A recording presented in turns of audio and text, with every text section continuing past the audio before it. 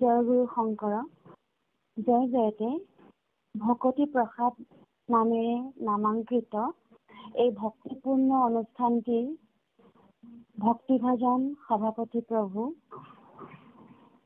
উপদেষ্টা মণ্ডলী, আজিৰ অনুষ্ঠানটোত আদৰণি হিচাপে ভাষণ প্ৰদান কৰি আমাক কৃতাৰ্থ কৰা শ্ৰীমন্ত শংকৰদেৱ সংঘৰ সন্মানীয় সম্পাদক বাপ প্ৰমুখ্যে অনুষ্ঠানটিৰ লগত ভক্তিপূৰ্ণভাৱে জড়িত প্ৰতিজন বাপ-আইলৈ মই সেৱা নিবেদন কৰিছোঁ আৰু আপোনাসৱ সমষ্টৰে চৰণত পুনশ্চ এটা কথা অৱগত কৰিব বিচাৰিছোঁ যে আজি ইতিমধ্যে সভাপতি বাপ বা আহ্বায়ক মণ্ডলীয়ে আমাৰ সম্পৰ্কে যিখিনি কথা কৈছে, আমি সিমানৰ সঁচাকেই যোগ্য পাত্ৰ নহওঁ। এয়া আমাৰ কেৱল বিনয়ৰ পৰাকাষ্ঠা বুলি নাভাবিব।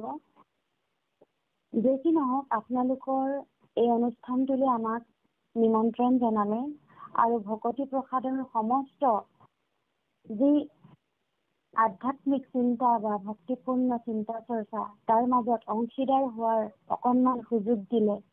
সেয়েহে জয় জয়তে মই আপোনালোক সমষ্টৰ চৰণত পুনৰ সেৱা নিবেদন জনাইছোঁ। কৃষ্ণ।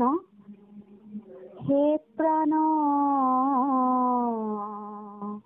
বন্ধু কৃষ্ণ, কৃপাৰ সাগৰ হৰি, কৃপা দৃষ্টি চাহিউক মোক সহজ বাসনা ৰূপে শৰণ দিউক নাথ, মোৰ অহংকাৰ দূৰ হৌক ৰাম, মোৰ অহংকাৰ দূৰ হৌক। হৰি কৃষ্ণ কৃষ্ণ। হে বাপাই সমস্ত, আজিৰ অনুষ্ঠানটোত আমাক এটি বিশেষ বিষয়ৰ ওপৰত বক্তব্য ৰাখিবৰ কাৰণে নিৰ্দিষ্ট কৰি দিছিলে। যে কি নহওক, আচল উদ্দেশ্যটো হৈছে যুগ ধৰ্মানুসাৰে কলিযুগ তৰণৰ বাবে নিবন্ধিত এক শৰণ হৰিনাম ধৰ্মৰ প্ৰৱৰ্তক মহাপুৰুষ শ্ৰীমন্ত শংকৰদেৱ আমাৰ জাতীয় জীৱনৰ আধাৰ। এক শৰণ হৰিনাম ধৰ্মৰ পৰমাৰ্থ প্ৰকাশ কৰিব নিমিত্তে গীত, নৃত্য, বাদ্য, নাট, ভাওনাৰে অৰ্থাৎ কৃষ্ণকেন্দ্ৰিক সাহিত্য আৰু সংস্কৃতিৰ জৰিয়তে অসমৰ জাতীয় জীৱন জাকত জিলিকা কৰি থৈ যোৱা কৃপালু গুৰুজনাৰ 577 সংখ্যক আবিৰ্ভাৱ মহোৎসৱৰ লগত সংগতি ৰাখি আজিৰ অনুষ্ঠানটিৰ আয়োজন কৰা হৈছে। আৰু মোক নিৰ্দিষ্ট কৰি দিয়া বিষয়টি আছিলে মহাপুৰুষ শংকৰদেৱৰ আধ্যাত্মিক আৰু সাংস্কৃতিক প্ৰমূল্যবোধৰ শিক্ষাৰে প্ৰজন্মৰ ভৱিষ্যত। এতিয়া আমি বিষয়লৈ যোৱাৰ আগতে দুটামান কথা আপোনাৰ সমস্তৰ আগত অৱগত কৰিম। মহাপুৰুষ শংকৰদেৱৰ আধ্যাত্মিক আৰু সাংস্কৃতিক প্ৰমূল্যবোধ বা মহাপুৰুষ শংকৰদেৱৰ আধ্যাত্মিক আৰু সাংস্কৃতিক প্ৰমূল্যবোধৰ শিক্ষা আৰু সেই শিক্ষাৰে নতুন প্ৰজন্মৰ ভৱিষ্যত নিৰ্মাণ। পঞ্চদশ শতিকাত মহাপুৰুষ গুৰুজনাৰ আবিৰ্ভাৱ হৈছিল সেই পঞ্চদশ শতিকাৰ অসম ভূমি আৰু বৰ্তমানৰ একবিংশ শতিকাৰ অসম ভূমিৰ মাজত এটা বৃহৎ তফাত আছে আমি জানো। মহাপুৰুষ শংকৰদেৱৰ আধ্যাত্মিক আৰু সাংস্কৃতিক প্ৰমূল্যবোধ আমি তেৰাৰ সৃষ্টিৰাজিৰ বিষয়ে, তেৰাৰ ধৰ্ম দৰ্শনৰ বিষয়ে আমি দুআষাৰ কথা কৃষ্ণ। শ্ৰীমন্ত শংকৰদেৱৰ বিষয়ে আজি ভকতি প্ৰসাদ অনুষ্ঠানটিত আমি আকৌ নতুনকৈ অৱকাশ নাই, কাৰণ এই অনুষ্ঠানটি আমি জনাত গুৰুজনাৰ সাহিত্য দৰ্শন, ধৰ্ম দৰ্শনৰ ওপৰত খুব নিৰন্তৰভাৱে ভক্তিপূৰ্ণভাৱে আলোচনা কৰিছে, পৰ্যালোচনা কৰিছে। লগতে ভক্তিপূৰ্ণভাৱে এই অনুষ্ঠানটিয়ে গুৰুজনাৰ নীতি আদৰ্শ প্ৰচাৰ কৰি গৈ আছে। গতিকে নতুনকৈ শ্ৰীমন্ত শংকৰদেৱৰ দৰ্শনৰ ওপৰত যদি কোৱাৰ আমাৰ পৰা শ্ৰৱণ কৰাৰ অৱকাশ নাই, তথাপিতো আমি কেইটামান কথা নতুন প্ৰজন্মক কেন্দ্ৰিক কেইটামান কথা আপোনালোকক ক'ব লাগিব। সেইকেইটা হৈছে শ্ৰীমন্ত শংকৰদেৱৰ ধৰ্ম দৰ্শন আৰু ধৰ্ম দৰ্শনৰ লগত যিটো আধ্যাত্মিক চেতনা জড়িত হৈ আছে, লগতে এই ধৰ্ম দৰ্শন প্ৰচাৰ কৰিবলৈ যাওঁতে তেখেতে সাহিত্য আৰু সংস্কৃতিক আলম হিচাপে লৈছিলে, মাধ্যম হিচাপে লৈছিলে। গতিকে এই সাংস্কৃতিৰ দুখন দেউকাৰে এই প্ৰচাৰ তেৰাৰ যি ধৰ্ম দৰ্শন, সেই ধৰ্ম দৰ্শনক প্ৰচাৰৰ মাধ্যম হিচাপে লৈছিলে সাহিত্য আৰু সংস্কৃতিক।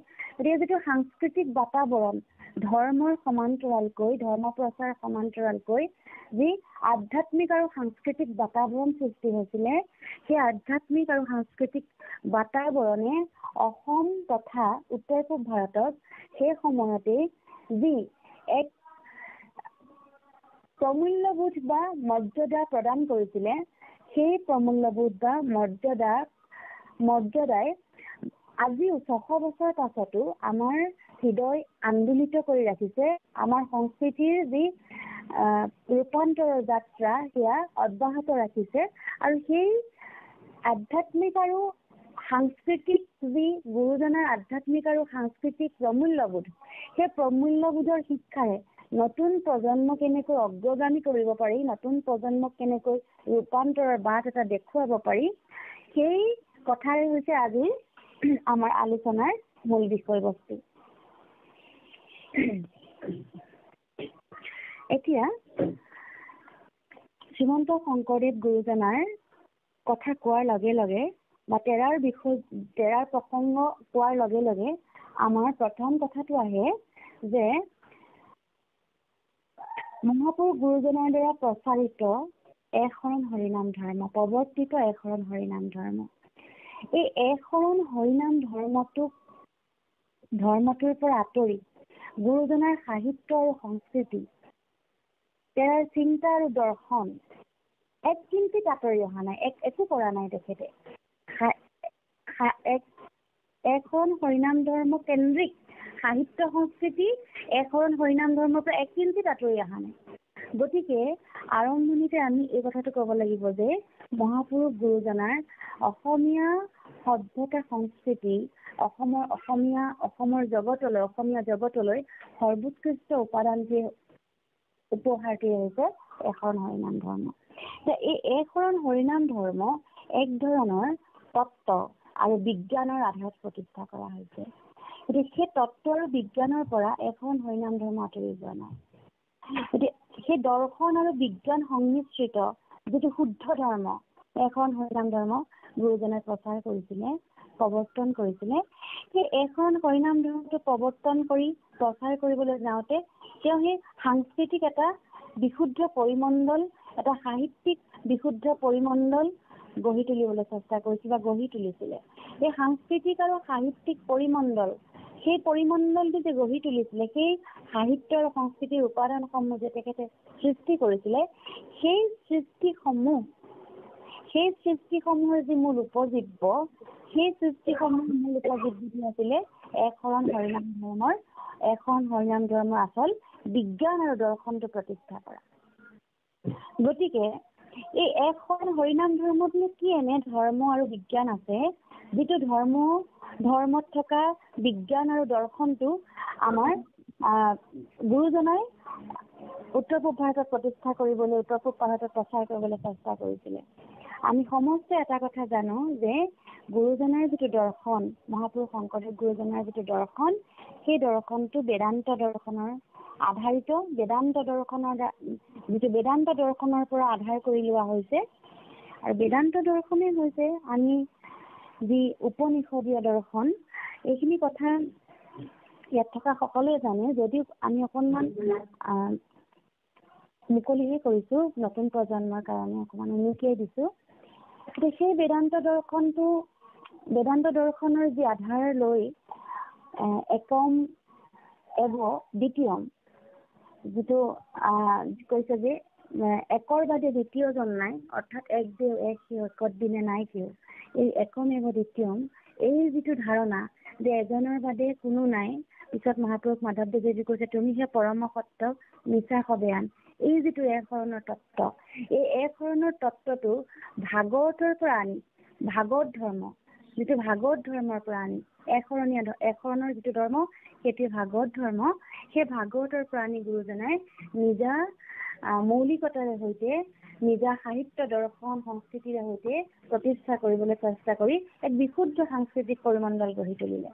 এতিয়া ইয়াত এটা কথা আহে যে ভাগৱতৰ পৰা যেতিয়া এই ধৰ্মটো তেখেতে ভাগৱত ধৰ্মটোক স্বীকাৰ কৰিছে, ভাগৱত ধৰ্মটো অনুশীলন কৰি ভকতৰ মাজলৈ সেই ভাগৱত ধৰ্মটোক আগবঢ়াই দিছে, তাৰ এটা কাৰণ থাকিব লাগিব, বিজ্ঞান থাকিব লাগিব, বা এটা দৰ্শন থাকিব লাগিব।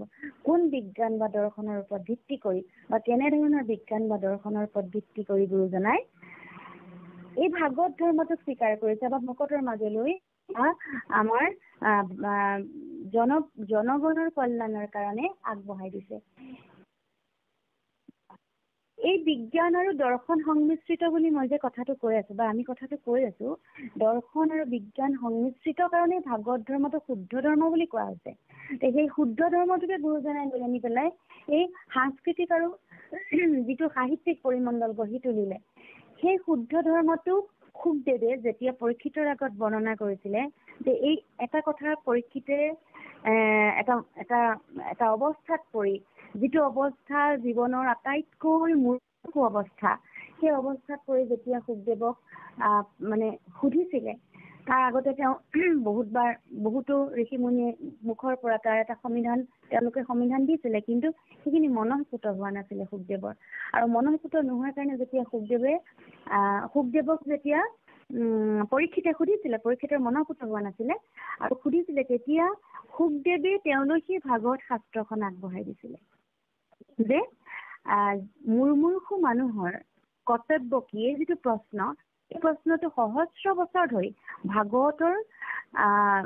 ভাগৱত সৃষ্টিৰ পৰা এতিয়ালৈকে আমাক আন্দোলিত কৰি আহিছে যে মুৰ্মূৰ্ষু মানুহৰ কৰ্তব্য কি।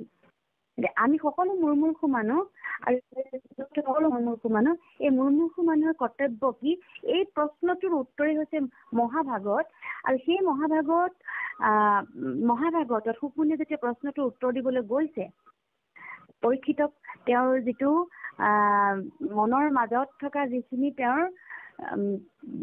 মনৰ মাজত থকা ভয় শংকা, মানে সেই ভয় শংকা বা তেওঁৰ মনৰ মাজত থকা চিন্তা, সেই চিন্তাৰ উত্তৰ দিবলৈ গৈছে, তেতিয়া সেই বিজ্ঞান আৰু দৰ্শনৰ সহায় লৈছে। আমি জানো যে তৃতীয় স্কন্ধৰ পৰা আমি অনাদি পাতনত পঢ়িছো, অনাদি পাতনত গম পাইছো যে এক ধৰণৰ পদাৰ্থ বিজ্ঞান, এক ধৰণৰ জাগতিক প্ৰকৃতি বিজ্ঞানৰ জৰিয়তে কি কৰিছে, সেই অনাদি পাতন যিটো পৰ্ব, অনাদি পাতন যিটো স্কন্ধ, সেই তাত বৰ্ণনা কৰিছে অনাদি পাতনত, যে তাত অনাদি পাতনত বৰ্ণনা কৰি শুকদেৱে পৰীক্ষিতক আশ্বস্ত কৰিবলৈ চেষ্টা কৰিছে যে পৃথিৱীখনৰ বা বিশ্ব ব্ৰহ্মাণ্ডৰ সকলো বস্তু আপেক্ষিক।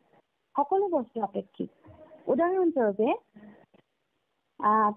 যিটো কথা শুকদেৱে অনাদি পাতনত যিটো কথা ভাগৱতত বৰ্ণনা হৈছে যে বায়ুবোৰ পানীবোৰ ক'ত লীন গৈছে, পানীবোৰ জুইত যা গৈছে, জুই ক'ত যা গৈছে, বায়ুত যা লীন গৈছে, বায়ু ক'ত লীন গৈছে, মহাকাশত লীন গৈছে, আমি সকলোৱে জানো। মাত্ৰ মই এই দৰ্শনটো উনিতাই দিবলৈহে অকণমান কৈছো দেই। যে তাৰপিছতে ক'লে যে জুই মানে জুই বায়ুত লীন গৈছে, বায়ু ক'ত লীন গৈছে, বায়ু মহাকাশত লীন গৈছে, মহাকাশ ক'ত লীন গৈছে, অহংকাৰত লীন গৈছে, অহংকাৰ আকৌ মহত্বত লীন গৈছে, মহত্ব আকৌ প্ৰকৃতিত লীন গৈছে, প্ৰকৃতি আকৌ সেই পুৰুষত লীন গৈছে। পুৰুষ মানে কোন?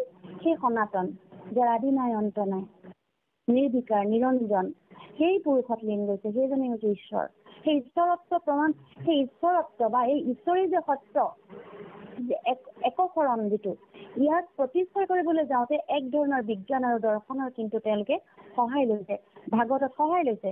গতিকে এই কথাখিনি, এই দৰ্শনখিনি আটাইতকৈ আৰু এটা প্ৰণিধানযোগ্য কথা ইয়াতে আহে, কেৱল বিজ্ঞান আৰু দৰ্শন সংমিশ্ৰিত যিটো অনাদিপাতনৰ যিটো বৰ্ণনা, সেই বৰ্ণনাৰ উপৰিও আৰু এটা বস্তু ইয়াতে আহে যে আমাৰ একশৰণক প্ৰতিষ্ঠা কৰাৰ উপৰিও এই যিটো আপেক্ষিকতাবাদ, জীৱনৰ আপেক্ষিকতাবাদ, আমাৰ বিশ্ব ব্ৰহ্মাণ্ডৰ যিটো আপেক্ষিকতাবাদ বা ক্ষণস্থায়িত্বতা, এইটো কিন্তু সহস্ৰ বছৰ আগতে মানে ভাগৱতত মানে ইয়াত প্ৰতিষ্ঠা কৰি থৈ গৈছে, ভাগৱতত লিপিবদ্ধ কৰি থৈ গৈছে, যিটো আজি 150 বছৰ আগতে হয়তো আইনষ্টাইনে সেই একেটা আপেক্ষিকতাবাদৰ সূত্ৰকে থিয়ৰী অফ ৰিলেটিভিটি বুলি কৈ জগতত প্ৰচাৰ কৰিছে। একে কথাটোৱে, একেখিনি কথাই সেই আপেক্ষিকতাৰ সূত্ৰটো সহস্ৰ বছৰ আগতে কিন্তু অনাদিপাতনৰ যোগেদি আমাৰ ভাগৱত লিপিবদ্ধ হৈ আছে। গতিকে এনেধৰণৰ কথাখিনিয়ে আমাৰ গুৰুজনাক আকৃষ্ট কৰিছিলে। শ্ৰীমন্ত শংকৰদেৱ আছিলে সেই সময়ৰ পঞ্চদশ শতিকাৰ গ্ৰেট জিনিয়াছ। আগতীয়াকে সেই কথাখিনি তেখেতক আকৃষ্ট কৰিছিলে, উদ্বুদ্ধ কৰিছিলে। আটাইতকৈ ডাঙৰ কথা, সতীয় নিয়াইছিলে তেখেতক।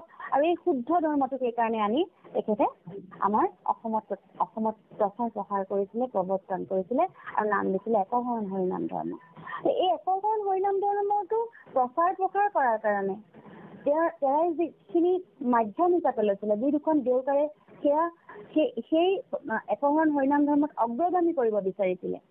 সেই দুখন দেউকা হৈছে এখন সাহিত্য আৰু এখন সংস্কৃতি দেউকা। আৰু এই গোটেই এটা আধ্যাত্মিক বাতাবৰণ সৃষ্টি কৰিছিলে। তেওঁৰ সাহিত্য সংস্কৃতিৰ যোগেদি আমাৰ মাজত এটা আধ্যাত্মিক বাতাবৰণ সৃষ্টি কৰিছিলে। আৰু আধ্যাত্মিক বাতাবৰণটো মানেনো কি?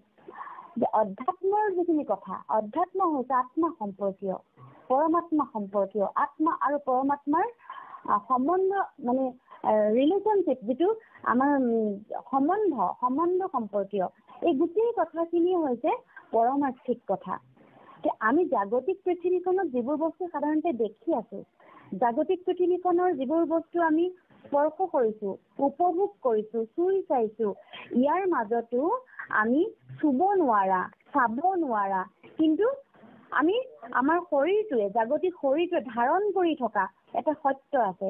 সেয়া হৈছে পৰমাত্মাৰ অংশস্বৰূপ, যিটো জীৱ অংশে প্ৰৱেশিয়া গাৱে গাৱে বুলি কৈছে। সেই আত্মা, পৰমাত্মাৰ অংশস্বৰূপ আত্মা। আৰু সেই আত্মাটো হৈছে weapon cannot pierce, fire cannot burn, যিটো অস্ত্ৰও কাটিব নোৱাৰে বুলি কৈছে, অগ্নিও দহন কৰিব নোৱাৰে বুলি কৈছে। গতিকে সেই আত্মা, যিটো আত্মা আৰু পৰমাত্মাৰ যি অংশ, সেই পৰমাত্মাৰ অংশ আমি ধাৰণ কৰি আছো। গতিকে সেই শৰীৰে, জাগতিক পঞ্চভৌতিক শৰীৰে ধাৰণ কৰি থকা সেই আত্মা আৰু পৰমাত্মাৰ সম্পৰ্কীয় যিখিনি কথা বতৰা, সেই কথা বতৰাখিনি হৈছে আধ্যাত্মিক কথা বতৰা। আৰু সেই আধ্যাত্মিক কথা বতৰাখিনি তেওঁৰ সাহিত্য আৰু সংস্কৃতিৰ যোগেদি প্ৰচাৰ কৰিছিলে।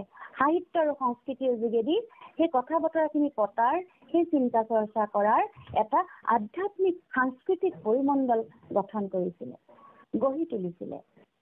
এই কথা বতৰাখিনি আচল কথা বতৰা। পৃথিৱীখনত যিমান জাগতিক পৃথিৱীখনত আমি যিখিনি দেখিছো, সেইখিনি মায়া বুলি কৈ, সেই মায়াৰ পৰা, সেই মায়াতে থাকি মায়াৰ পৰা অময়া হব পৰা যিখিনি কথা বতৰা, যিখিনি চিন্তা চৰ্চা, যিখিনি বিধান, সেই গোটেইখিনি তেওঁৰ সাহিত্য আৰু সংস্কৃতিৰ যোগেদি প্ৰকাশ কৰিছিলে আৰু সেই যিটো সাংস্কৃতিক বা আধ্যাত্মিক পৰিমণ্ডল তেওঁ গঠন কৰিছিলে সেই সাংস্কৃতিক আৰু আধ্যাত্মিক পৰিমণ্ডলৰ যোগেদি নতুন প্ৰজন্মক বৰ্তমান যিটো প্ৰজন্ম সেই প্ৰজন্মটোক আমি কেনেধৰণে আগবঢ়াই নিব লাগিব বা আমি আগবঢ়াই নিব পৰা কিবা অৱকাশ আছে নেকি বা আমি আগবঢ়াই নিব পৰাৰ কিছু পৰিকল্পনা আছে নেকি সেই গোটেই কথাখিনি আমি আজি আলোচনা কৰিম আৰু সেই আলোচনাৰ মাজত আপোনালোকক অকণমান ভাগৱত সম্পৰ্কীয় বা আমাৰ গুৰুজনাৰ দৰ্শন সম্পৰ্কীয় দুই এটা কথা ক'লো ইয়াত থকা উপস্থিত থকা সকলো যিসকল মোৰ জ্ঞানীজ্যেষ্ঠ বয়োজ্যেষ্ঠ আৰু যিসকল বা পাই আছে আমি জানো আপোনালোক মহামহন্ত আৰু মই এই কথাখিনি কৈ থাকোঁতে উপলব্ধি কৰি আছোঁ আৰু মই মাজতে অসহজে অনুভৱ কৰিছোঁ এই কাৰণে যে আপোনালোকে ইয়াতে নেজানে বুলি বা এইখিনি আমি কোনো ধৰণে কোৱা নাই ইয়াতকৈ মোতকৈ বেছি ভালকৈ জনা আমাতকৈ বেছি ভালকৈ জনা বেছি পৰিপক্কভাৱে কথাখিনি হৃদয়ংগম কৰা ইয়াতে সকলো উপস্থিত আছে আৰু মোৰ নিজা অনুভৱটো ঠিক এনেকুৱা হৈছে যেনেকৈ মাধৱ কন্দলীৰ সাহিত্যৰ ওপৰত আঁচোৰ নবহাবলৈ মাধৱ কন্দলীৰ সাহিত্যক স্বীকাৰ কৰি গুৰুজনে এটা কথা কৈছিলে হস্তীয় দেখিয়ালাদ সহাজে নথৰে মাৰ্গ মূৰ হয় তেহনাৰ অৱস্থা এই কথাটো মই আজি এই বস্তুটো অনুভৱ কৰিছোঁ মোৰ এনেকুৱা এটা অৱস্থা হৈছে ভকতি প্ৰসাদলৈ আহি যে আপোনাৰ সমষ্টিৰ যি জ্ঞান গৰ্ভ কথা বা চিন্তা চৰ্চা তাৰ মাজত আমি কেৱল ধূলিকণা যে এইখিনি কথা আমি উনুকিয়াই যাওঁতে আপোনালোকৰ যদি কিবা ইয়াতে আমাৰ কিবা হেৰি হৈছে তাত থাকি গৈছে আপোনালোকে আমাক আনি দিব কৃষ্ণ তাৰ পাছত এই যিটো সাংস্কৃতিক পৰিমণ্ডল বা যিটো আধ্যাত্মিক পৰিমণ্ডল গঠন কৰিলে ইয়াত প্ৰয়োজনীয়তা কি কাৰণে এটা আধ্যাত্মিক বা সাংস্কৃতিক পৰিমণ্ডল গুৰুজনে গঢ়ি তুলিব লগা হ'ল আমাৰ বেদ বেদান্তৰ সৃষ্টিৰ পৰা যি এটা বৌদ্ধিক পৰিমণ্ডল ভাৰতবৰ্ষত আছিলে ভাৰতবৰ্ষত এটা বৌদ্ধিক পৰিমণ্ডল আছিলে এইটো কাৰণে আছিলে যে বেদৰ ইমান উপবেদ আছে ইমান বেদাংগ আছে ইমান সাংখ্য দৰ্শন শ্ৰুতি স্মৃতি ইমান উপবেদ আছে যে 4খন বেদ 4টা লাইব্ৰেৰী গতিকে এই 4খন বেদ সৃষ্টিৰ সময়ত ভাৰতবৰ্ষত যিহেতু সৃষ্টি হৈছে গতিকে আমি এটা কথা স্বীকাৰ কৰিব লাগিব যে ইন্টেলেকচুৱেল মানুহ কিমান বৌদ্ধিকভাৱে সবল কিমান বৌদ্ধিকভাৱে সিদ্ধহস্ত পুৰুষৰ ইয়াত বা ঋষিমুনিৰ ইয়াত জন্ম হৈছে গতিকে এই যিটো বৌদ্ধিক পৰিমণ্ডল ইতিমধ্যে ভাৰতবৰ্ষত আছিলে ভাৰতবৰ্ষৰ বৌদ্ধিক পৰিমণ্ডলৰ ভিতৰত এটা তাৰ মাজতো এটা শূন্যতা আছিলে যি শূন্যতাটোত সেই ভক্তিবাদী এটা আন্দোলনৰ প্ৰয়োজনীয়তা আছিলে ভক্তিবাদৰ এটা প্ৰয়োজনীয়তা আছিলে কাৰণ বেদ উপনিষদসমূহ সেই সময়ত বহুত ধৰণেৰে বেলেগ বেলেগ ভাৱাৰ্থত ব্যৱহাৰ কৰি এটা অশান্ত বাতাবৰণ কিন্তু সেই অসম মুলুকতো সৃষ্টি হৈছিলে কাৰণ বেদ বেদান্তৰ অপব্যাখ্যা হৈ ইয়াত বলি বিধান পৰ্যন্ত হৈছিলে বেদ বেদান্তৰ অপব্যাখ্যা হৈ ইয়াতে নৰবলিলৈকে কামাখ্যাত নৰবলিলৈকে দিছিলে গতিকে তেনেকুৱা এটা বাতাবৰণ সৃষ্টি হৈছিলে এটা বৌদ্ধিক পৰিমণ্ডলৰ উপৰিও এটা ভক্তিবাদী পৰিমণ্ডল এটা ভক্তি সমাহিত পৰিমণ্ডলৰ সৃষ্টি হোৱাৰ প্ৰয়োজনীয়তা আছিলে এই কথাটো সেই সময়ত কিন্তু মহাপুৰুষ শংকৰদেৱে প্ৰথম উপলব্ধি কৰিছিলে যে তেওঁ সেইকাৰণে কৈছিলে মহাপুৰুষ মাধৱদেৱে পিছত এৰাৰ এই বাণীখিনিকে হৃদয়ংগম কৰি কৈছিলে যে আনন্দিত সবে মিছা ভক্তিৰ অভাৱে এইখিনি কথা এই বৌদ্ধিক পৰিমণ্ডলৰ লগত আৰু এক ধৰণৰ ভক্তিবাদী চিন্তা বা ভক্তিৰ জৰিয়তে ভক্তিৰ মাধ্যমেদি ভগৱন্তক বস্তু উপলব্ধি কৰোৱাৰ যিটো এটা পৰিৱেশ যিটো চিন্তা যিটো উপলব্ধি বা অনুভৱ সেই বস্তুটো তেওঁৰ সাহিত্য আৰু সংস্কৃতিৰ যোগেদি কৰিছিলে যে ভক্তিৰ যোগেদি ভক্তিটো হৈছে আমাৰ ভিতৰৰ বস্তু অন্তৰ্নিহিত বস্তু সেই অন্তৰ্নিহিত সত্তাটো আত্মাৰ সৈতে সংলগ্ন হৈ আছে সেই অন্তৰ্নিহিত আত্মাৰ লগত থকা যিটো আমাৰ চেতনা ভক্তি উপলব্ধি যিটো সেই উপলব্ধিটো জাগ্ৰত কৰিবৰ কাৰণে কি কৰিছিলে এই সাহিত্য আৰু সংস্কৃতিখিনি সেই অনুসাৰে সাহিত্য আৰু সংস্কৃতিখিনি সৃষ্টি কৰিছিলে এতিয়া ভিতৰত জাগ্ৰত কৰিব পৰা ভিতৰৰ যিটো শক্তি আমাৰ বাহ্যিক জাগতিক পাৰ্থিৱ যিখিনি শক্তি আৰু যিটো ভিতৰৰ শক্তি, এই দুটা শক্তিৰ মাজত সেই দুইটা শক্তিকে মানে সেই শক্তিখিনিক আমাৰ ভক্তিলে ৰূপান্তৰ কৰিব খুজিছিল। ভক্তিলে আমাৰ ভিতৰত এটা ধৰণৰ শক্তি আছে, সেই হৈছে আত্মিক শক্তি, আৰু এটা জাগতিক যিটো পাৰ্থিৱ এটা শক্তি আছে, সেই পাৰ্থিৱ শক্তি আৰু আত্মিক শক্তি দুই একীভূত কৰি একাকাৰ কৰি ভক্তিলে ৰূপান্তৰ কৰা তেওঁ চেষ্টা কৰিছিলে। এতিয়া এই পৰ্যায়টো কিন্তু মানে এই চেষ্টাখিনি কিন্তু খুব এটা প্ৰায়োগিক দিশ আছে, মানে নতুন প্ৰজন্মৰ কাৰণে। মই কিছু কথা আচৰিত হৈ যাওঁ। আজিৰ সময়ছোৱাত একবিংশ শতিকাৰ যিটো সময়, এই সময়ছোৱাৰ যিখিনি কথা বতৰা, আজি দুদিনমানৰ আগতে আমাৰ এটা খুব মই বাস্তৱ এটা উদাহৰণ দিব খুজিছোঁ। দুদিনমানৰ আগতে আমি এজন অসমৰ প্ৰতিষ্ঠা শিল্পী, খুব মানৱ দেৱী শিল্পীক আমি হেৰুৱালো। সেয়া হৈছে জুবিন গাৰ্গ। সেই জুবিন গাৰ্গৰ মৃত্যুৰ পাছত অসমত এটা পৰিস্থিতিৰ সৃষ্টি হ'ল যে প্ৰাণৰ শিল্পীজনক হেৰুৱাই সকলো শোকাহত হ'ল, ভাগি পৰিলে।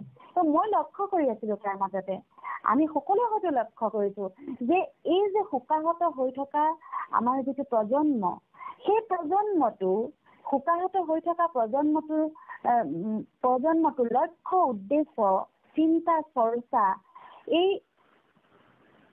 সকলোখিনি যদি আমি পৰ্যবেক্ষণ কৰোঁ, তেনেহ'লে তাৰ মাজতো এটা প্ৰশ্ন আছে যে আমি সুখ প্ৰদৰ্শন কৰাৰ যিটো আমাৰ সুখ লগা বা সুখ প্ৰদৰ্শন কৰাৰ যিটো আমাৰ সংস্কৃতি, সেই সংস্কৃতিৰ পৰা আমি ক'ৰবাত আঁতৰি গৈছো নেকি? আমি এজন মৃতকৰ বা এজন মহান শিল্পীৰ মৃত্যুত যিটো আমি হৃদয়ত দুখ পাইছো, সেই দুখ প্ৰকাশ কৰাৰ সংস্কৃতিৰ পৰাও ভাৰতবৰ্ষৰ বা অসমৰ যিটো এটা চিৰন্তন সংস্কৃতি আছে, সমাহিত সংস্কৃতি আছে, যিটো গুৰু দুজনাৰ পৰা আহিছে, যিটো বেদ বেদান্তৰ পৰা আহিছে, সেই সংস্কৃতিৰ পৰা আমি ক'ৰবাত আঁতৰি গৈছো নেকি? এই প্ৰশ্নটো কিন্তু সচেতন মানুহ সকলোকে দোলা দি গৈছে। আটাইতকৈ ডাঙৰ কথা বা চিন্তনীয় কথা এইটোৱে হৈছে যে আমি সুখ প্ৰদৰ্শন কৰোঁতেও কিন্তু আমি সুখটো হৈছে এনেধৰণৰ এটা আবেগ বা এনেধৰণৰ এটা অনুভৱ, যিটো প্ৰদৰ্শন কৰাৰ এটা মানে ধৰি লওক আমাৰ কালচাৰ আছে, এটা সংস্কৃতি আছে। গতিকে সেই সংস্কৃতিৰ পৰা ক'ৰবাত আমি আঁতৰি গৈছো নেকি? এই চিন্তা কিন্তু আমাক এইকেইটা সময় কিন্তু আমাক আনি দিছে। গতিকে এনেকুৱা প্ৰজন্মৰ চিন্তাৰ কৰ্ষণৰ বাবে গুৰুজনৰ সাহিত্য সংস্কৃতি বা গুৰুজনাই আমাক দি থৈ যোৱা সংস্কৃতি তেনেধৰণে আমি প্ৰয়োগ কৰিব লাগিব। কথাটো কিন্তু বেছ চিন্তনীয়, কাৰণ শ্ৰীমন্ত শংকৰদেৱ গুৰুজনাই আমাক দি থৈ যোৱা সংস্কৃতিটো কৃষ্ণ সংস্কৃতি, কৃষ্ণকেন্দ্ৰিক সংস্কৃতি। কৃষ্ণ শব্দটোৰ অৰ্থ হৈছে কৰ্ষণ কৰা। কৰ্ষণ হৈছে মনৰ কৰ্ষণ, কৰ্ষণ হৈছে মাটিৰ কৰ্ষণ, কৰ্ষণ হৈছে চিন্তাৰ কৰ্ষণ। যে মনৰ কৰ্ষণ, কালচাৰ অফ মাইণ্ড, কেনেকৈ আমি মনৰ কৰ্ষণ কৰিম? মনৰ কৰ্ষণ কৰাৰ কথাবোৰ কেনেকৈ লিপিবদ্ধ আছে বা কেনেধৰণে তেওঁক সেই বাটটো তেৰাই দেখুৱাই থৈ গৈছে? মাটিৰ কৰ্ষণ কৰাৰ বাটটো কেনেকৈ দেখুৱাই থৈ গৈছে? বা চিন্তাৰ কৰ্ষণ কৰাৰ বাটটো কেনেকৈ দেখুৱাই থৈ গৈছে? এই কথাকেইটাই আটাইতকৈ গুৰুত্বপূৰ্ণ কথা। এই কৃষ্ণ কালচাৰ যিটো সাহিত্য সংস্কৃতি, সাহিত্য আৰু সংস্কৃতিৰ মূল উপজীব্য, সেয়া হৈছে কৃষ্ণ কেন্দ্ৰিক সাহিত্য সংস্কৃতি, যিটোক আমি কৃষ্ণ সংস্কৃতি বুলি অভিহিত কৰিব পাৰোঁ। গতিকে সেই কৃষ্ণ সংস্কৃতিটোৱে হৈছে আমাৰ পৰম প্ৰমেয়, পৰম উপজীব্য। গতিকে সেই কৃষ্ণ সংস্কৃতিটোৰ এতিয়া যেতিয়ালৈকে কালচাৰ নহ'ব, যেতিয়ালৈকে কৰ্ষণ নহ'ব, তেতিয়ালৈকে কিন্তু আমি নতুন প্ৰজন্মক কৰ্ষণ নোহোৱালৈকে নতুন প্ৰজন্মক কেতিয়াও গুৰুজনাৰ আদৰ্শৰে, গুৰুজনাৰ চিন্তা দৰ্শনেৰে আগবঢ়াই নিয়াৰ কথা আমি ভাবিব নোৱাৰোঁ।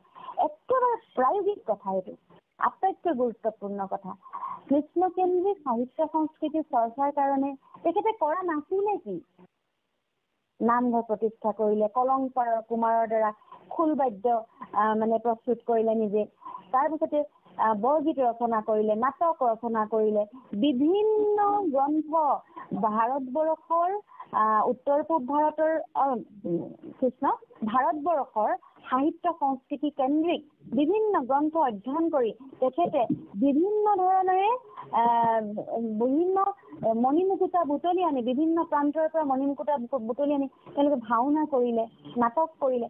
এই কথাখিনি কৰাৰ পাছত এনেকুৱা এটা সাংস্কৃতিক মানে পৰিমণ্ডল ৰচনা কৰাৰ কথা ক'লে মানুহসকলৰ মনবোৰ চিন্তাবোৰ কৃষ্ণকেন্দ্ৰিক কৰাৰ কথা চিন্তা কৰিছিলে বা একীভূত কৰাৰ কথা চিন্তা কৰিছিলে। নামঘৰৰ মানে তেওঁ প্ৰতিষ্ঠা কৰিছিলে।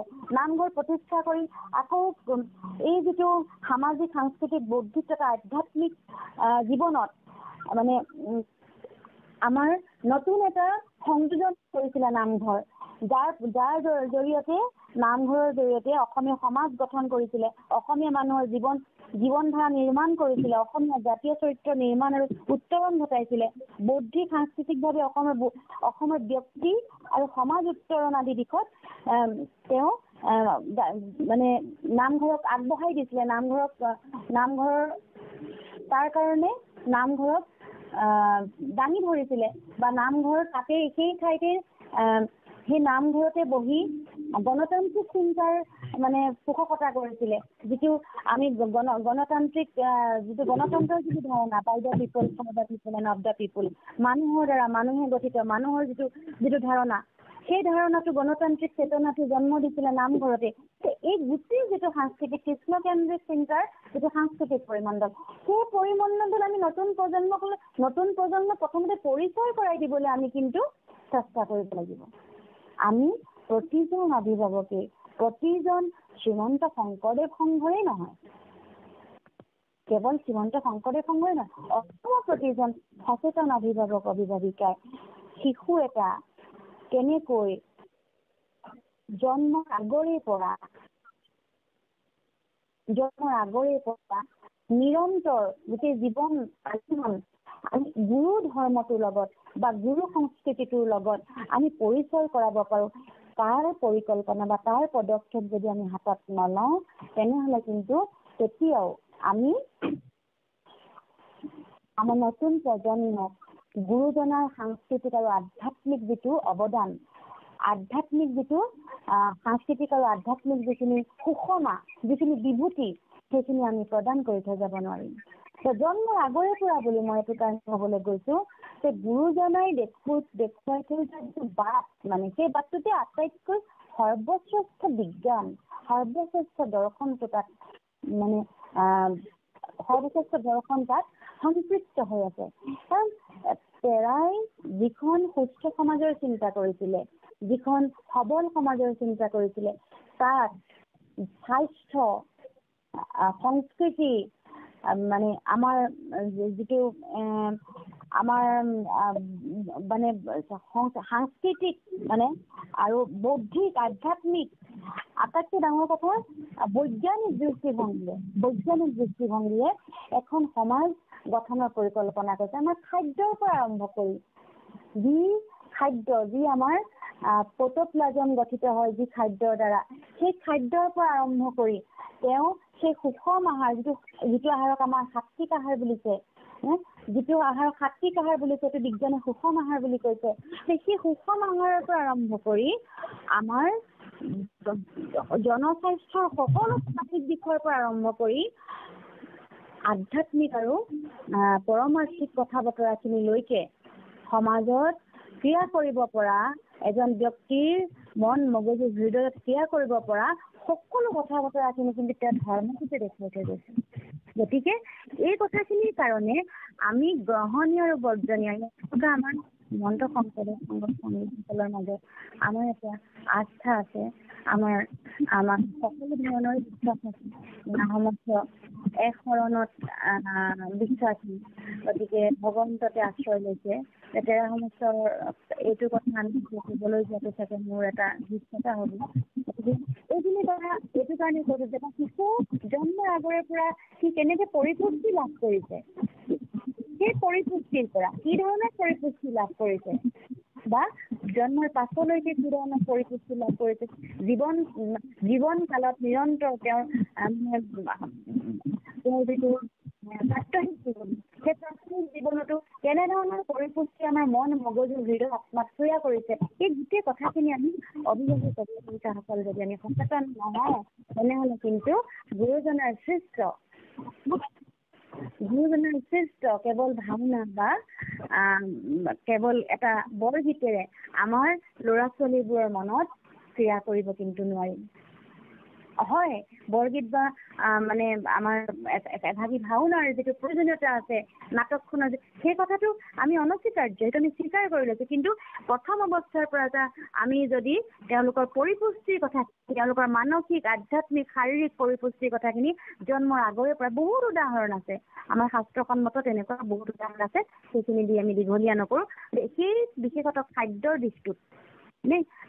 দিশটোত যদি আমি সাৱধানতা অৱলম্বন নকৰোঁ আমি যদি আমাৰ যিটো প্ৰোটোপ্লাজম আমাৰ যিখিনি কোষ গঠন হৈছে যিখিনি কোষে আমাক নিয়ন্ত্ৰণ কৰি আছে জৈৱিক দেহাটোক নিয়ন্ত্ৰণ কৰি আছে জৈৱিক দেহাটোক পৰিপুষ্টি প্ৰদান কৰি আছে সেই কোষখিনি যদি আমাৰ শুদ্ধ অন্নৰে আমাৰ নহয় তেনেহ'লে কিন্তু আমি এটা বিশুদ্ধ মন চিন্তা চেতনা যে আমি পাম সেইটো কিন্তু আমি আশা কৰিব কেতিয়াও নোৱাৰোঁ ই কিন্তু ধুৰুপ যদি নহওক তাৰ পাছৰ কথাখিনিলে পাছৰ পৰ্যায়ৰ কথাখিনিলে আহিছোঁ আমি গুৰুজনাৰ চিন্তা চৰ্চাত এই বৈজ্ঞানিক দৃষ্টিভংগীসমূহৰ উপৰিও যিটো উদাৰতা প্ৰেম যিটো সপ্ৰেম ভকতিৰ কথা কৈ থৈ গৈছে যিটো ঈশ্বৰমুখী কৰাৰ ঈশ্বৰতে শৰণ লোৱাৰ ঈশ্বৰতে সুদৃঢ় বিশ্বাস ৰখাৰ যিখিনি চিন্তা সেই চিন্তাখিনি আধ্যাত্মিক চিন্তা পৰমাৰ্থিক চিন্তা আৰু পৰমাৰ্থিক চিন্তাটোৰ অবিহনে গুৰুজনাৰ আদৰ্শ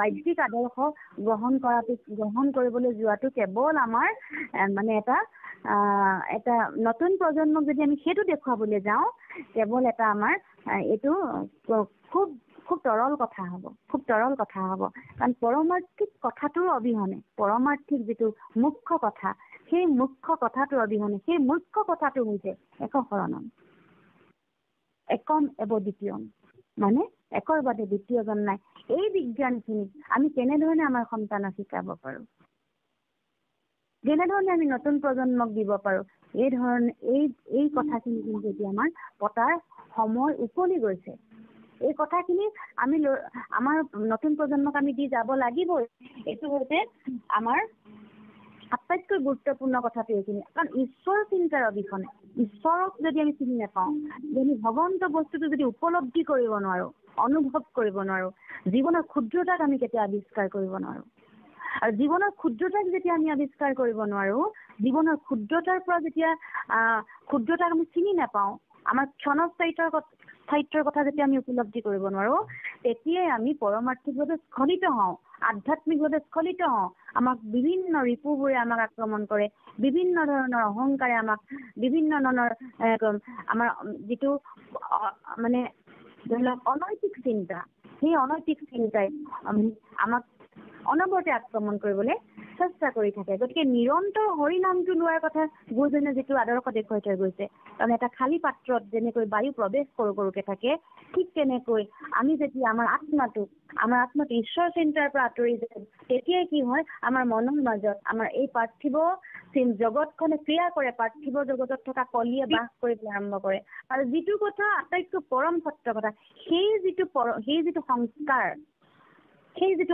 যে আমাৰ 12 বছৰ বয়সতে আমি গুৰু পৰিচয় দিওঁ 12 বছৰৰ ভিতৰত তাৰ পাছত যে আমাৰ শৰণৰ কথা আহি পৰে এই যিখিনি আমাৰ সংস্কাৰ শ্ৰীমন্ত শংকৰদেৱ সংঘ পালন কৰিছে এই কথাখিনি কিন্তু আটাইতকৈ মুখ্য কথা এটা সন্তানক আমি জাগতিকভাৱে আমাৰ পাৰ্থিৱ জগতখনত তেওঁ কিমান সফল সেইটো যেনেকৈ আমাক মানে কিমান সফল হৈছে শিক্ষাগত ক্ষেত্ৰতে হওক বা তেওঁ পেছাগত ক্ষেত্ৰতে হওক কেনেকৈ সফল হ'বলৈ চেষ্টা কৰে এই কথাটো যেনেকৈ আমাৰ অভিভাৱিকাসকলে খুব গুৰুত্বপূৰ্ণ মানে গুৰুত্ব দিয়ে অত্যধিক গুৰুত্ব দিয়ে আজিকালি ঠিক তেনেদৰে সেই সকলোবোৰ থাকিও কিন্তু সকলো মিছা হৈ যাব যদিহে তেওঁ অধ্যাত্ম বা পৰমাৰ্থিক দীক্ষাটো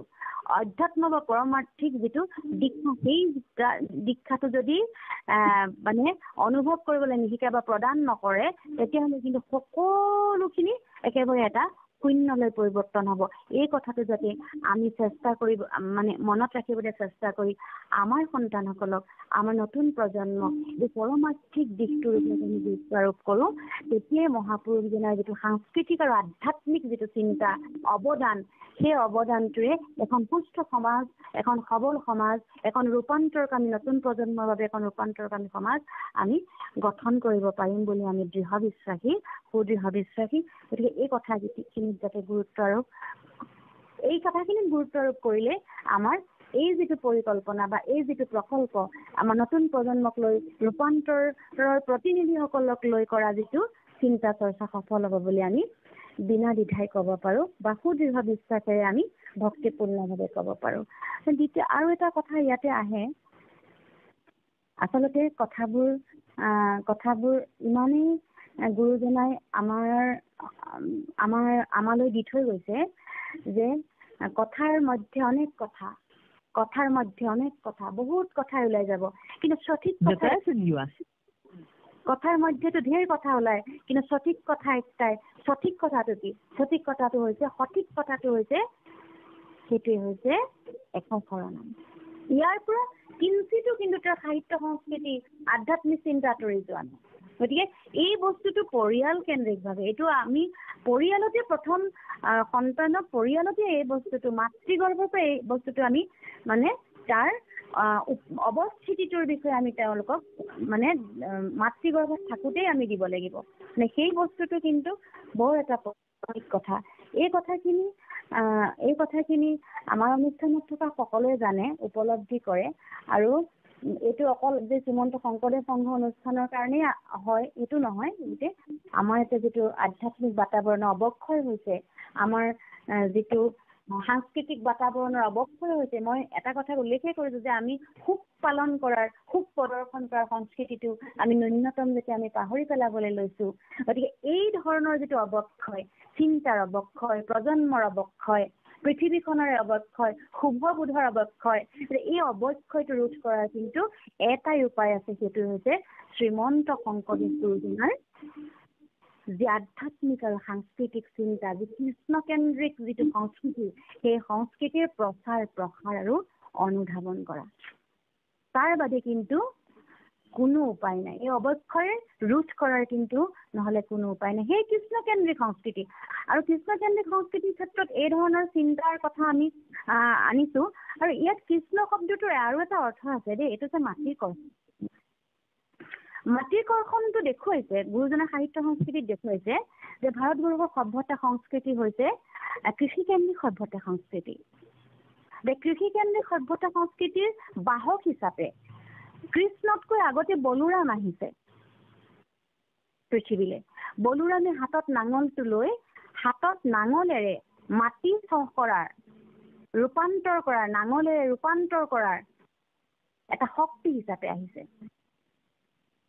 গতিকে এই মাটিৰ কৰ্ষণ, সেই মাটিৰ কৰ্ষণেৰেহে এতিয়া আমাৰ সমাজ জীৱনকো বচাব পাৰিব। এতিয়া আমি সাধাৰণতে দেখিবলৈ পাইছোঁ যে সমাজখনত যিখিনি নতুন প্ৰজন্ম কেন্দ্ৰিক যিখিনি আমাৰ সমস্যা হৈছে, নিবনুৱা সমস্যা, বহুতো শিক্ষিত নিবনুৱা হৈছে, যিখিনি সমস্যা ৰোধ কৰাৰ কাৰণে চৰকাৰ ব্যৰ্থ হৈছে, সমাজ জীৱন ব্যৰ্থ হৈছে, অভিভাৱক অভিভাৱিকাসকল বিমূৰত পৰিছে, হতাশগ্ৰস্ত হৈছে। এটা হতাশগ্ৰস্ত প্ৰজন্ম, এটা বিমূৰত পৰা প্ৰজন্ম, এটা মানে ভাগি পৰা প্ৰজন্ম, এই প্ৰজন্মটোক কৰ্মমুখী কৰিবৰ কাৰণে কিমান দিনৰ আগতে গুৰুজনাই চিন্তা কৰিছিল। সেই যিটো নাঙলেৰে মাটি চহ কৰাৰ যিটো সভ্যতা সংস্কৃতি, কৃষিকেন্দ্ৰিক সভ্যতা সংস্কৃতিক কি কৰিব খুজিছিলে? জনপ্ৰিয় কৰি তুলিব খুজিছিলে। নতুন প্ৰজন্মটোৱে এনেধৰণৰ চিন্তাবোৰক প্ৰগতিশীল চিন্তা বুলি আপোনালোকে গ্ৰহণ কৰিব পাৰে।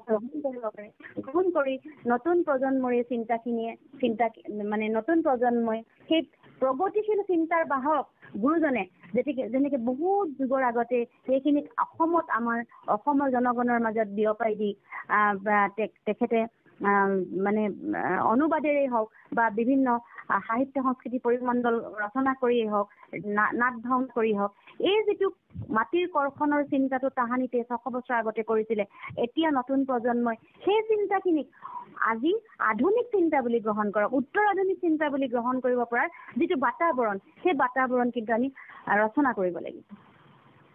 কাৰণ গুৰুজনাৰ চিন্তাখিনি আধুনিক নাছিলে, কেৱল উত্তৰ আধুনিক আছিলে।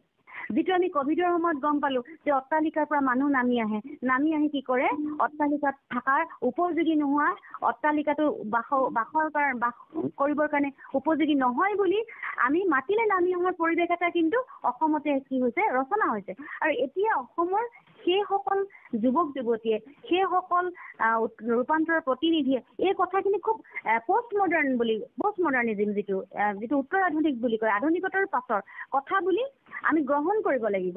আৰু গ্ৰহণ কৰা এটা পৰিৱেশ ৰচনা কিন্তু আমি কৰিব লাগিব যে কৃষিৰ জৰিয়তে আমি কেনেকৈ আমি মানে নিবনুৱা সমস্যা সমাধান, আমি কৃষিৰ জৰিয়তে স্বাৱলম্বী হ'ব পাৰোঁ।